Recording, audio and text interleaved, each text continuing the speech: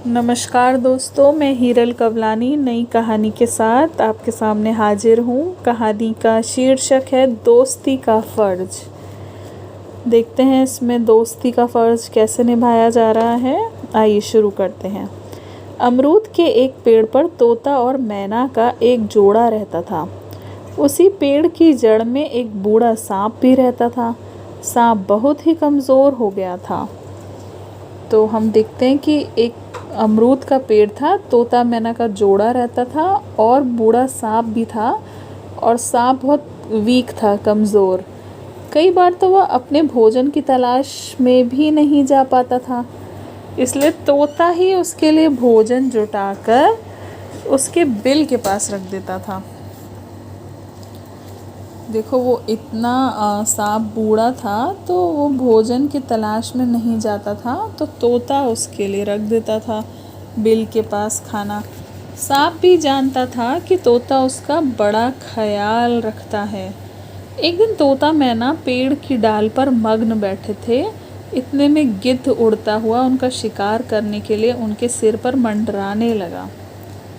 तभी एक शिकारी भी उस पेड़ के नीचे आया और अपना तीर कमान निकालकर तोते की तरफ निशाना साध दिया। एक दिन तोता मैना बैठे थे आपस में। गिद्ध ने सोचा कि मैं शिकार कर लेता हूँ। और शिकारी भी पेड़ के नीचे आया और तीर कमान से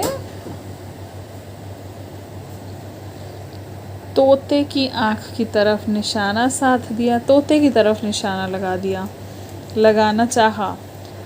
बिल में बैठे सांप ने जब शिकारी को ऐसा करते देखा तो वह समझ गया कि तोता मैना पर दोहरा खतरा मंडरा रहा है, इसलिए वह परेशान हो गया। मतलब सांप समझ गया कि इन लोग के ऊपर डबल डेंजर है, एक तो गिद्ध से, दूसरा शिकारी के तीर से। सांप ने सोचा कि पहले उन्हें एक खतरे से तो बचाया जाए। फिर उसने तेजी से जाकर शिकारी के पैर पर जोरदार दंश मारा। जैसे ही सांप ने दंश मारा, शिकारी ने तीर छोड़ दिया, लेकिन दंश लगने के कारण उसका निशाना चूक गया और तीर तोता मैना के ऊपर उड़ रहे गिद्ध को जाकर लगा।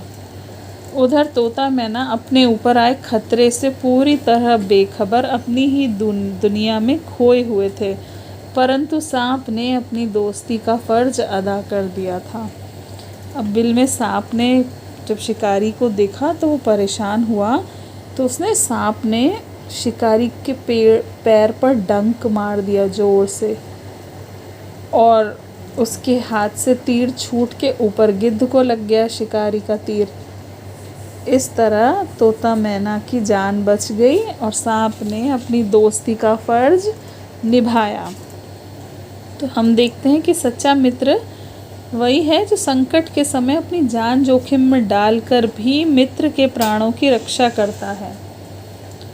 तोता जो उपकार सांप पर करता था वह मित्रता के कारण ही करता था, इसलिए खतरे से बेखबर तोता मैना की रक्षा सांप की सच्ची मित्रता की मिसाल थी। परोपकार करने वाले पर उपकार करना हर सच्चे इंसान की खासियत है।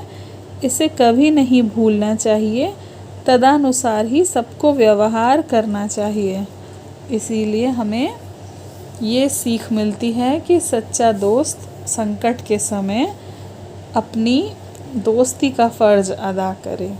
आपको ये कहानी पसंद आई होगी, कृपया लाइक कीजिए और सब्सक्राइब कीजिए। धन्यवाद।